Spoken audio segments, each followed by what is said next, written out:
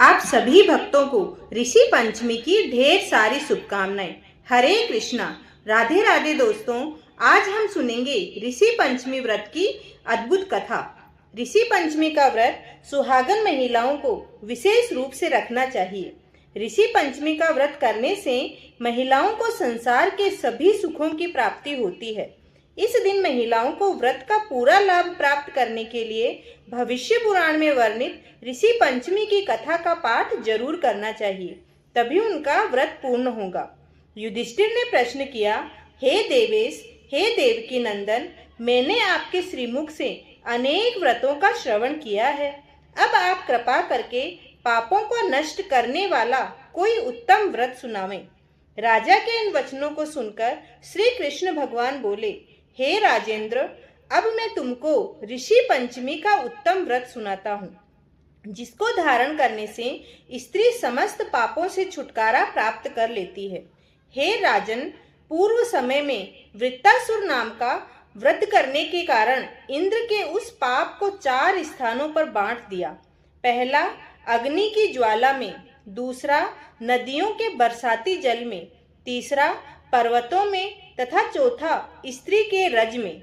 उस रजस्वला धर्म में जाने अनजाने उससे जो भी पाप हो जाते हैं, उनकी शुद्धि के लिए ऋषि पंचमी व्रत करना उत्तम है। यह व्रत समान रूप से चारों वर्णों की स्त्रियों को करना चाहिए। इसी विषय में एक प्राचीन कथा का वर्णन करता हूँ। सतयुग में विदर्भ नगरी में सेनजित नामक राजा हुए। वे प्रजा का पुत्रवत पालन करते थे। उनके आचरण ऋषि के समान थे। उनके राज्य में समस्त वेदों का ज्ञाता, समस्त जीवों का उपकार वाला सुमित्र नामक एक कृषक ब्राह्मण निवास करता था। उनकी सती जयश्री पतिव्रता थी। ब्राह्मण के अनेक नौकर चाकर भी थे। एक समय वर्षा काल में जब वह साध्वी खेतों के कामों में लगी हुई थी, तब वह रजस्वला भी हो गई। हे राजन, उसने अपने रजस्वला होने का भान हो गया, किंतु फिर भी वह घर गृहस्थी के कार्यों में लगी रही। कुछ समय के पश्चात दोनों स्त्री पुरुष अपनी अपनी आयु भोगकर मृत्यु को प्राप्त हुए। जयश्री अपने ऋतु दोष के कारण कुतिया बनी और सुमित्र को रजस्वला स्त्री के संपर्क में रहने के कारण बैल की योनि प्राप्त हुई। क्योंकि ऋतु दोष के अतिरिक्त इन दोनों का कोई अपराध नहीं था, इस कारण इन दोनों को अपने पूर्व जन्म का समस्त विवरण याद रहा।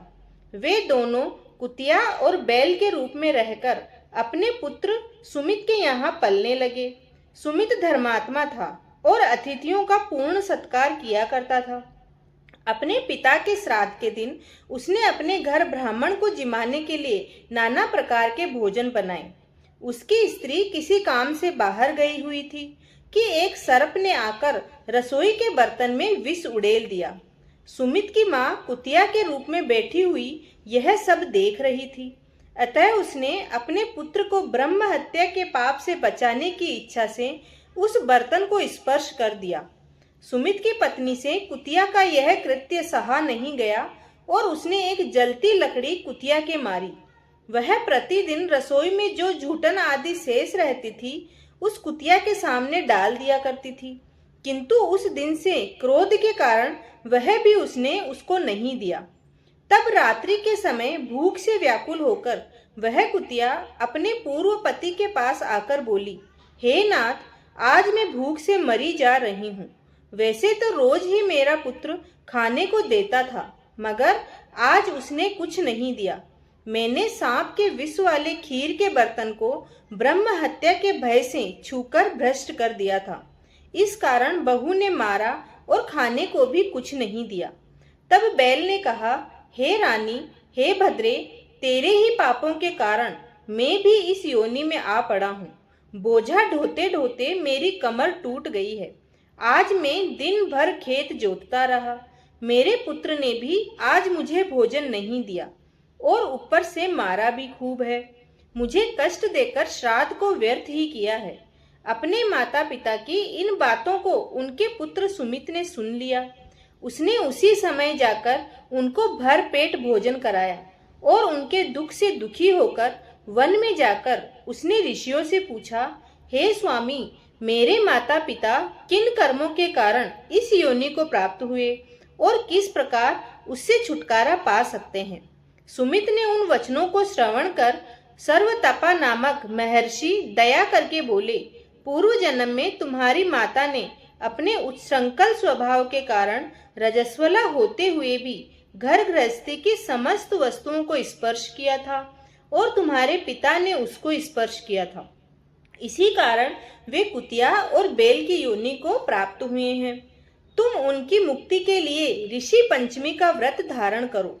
श्री कृष्ण भगवान बोले, हे राजन, महर्षि सर्वतपा के इन वचनों को श्रवण करके सुमित अपने घर लौट आया और ऋषि पंचमी का दिन आने पर उसने अपनी स्त्री सहित उस व्रत को धारण किया और उस व्रत के पुण्य को अपने माता पिता को दे दिया। व्रत के प्रभाव से उसके माता पिता दोनों ही पशु योनियों से मुक्त हो गए और स्वर्ग को चले गए। जो स्त्री इस व्रत को धारण करती है वह समस्त सुखों को प्राप्त करती है। भक्तों, यह थी ऋषि पंचमी की व्रत कथा।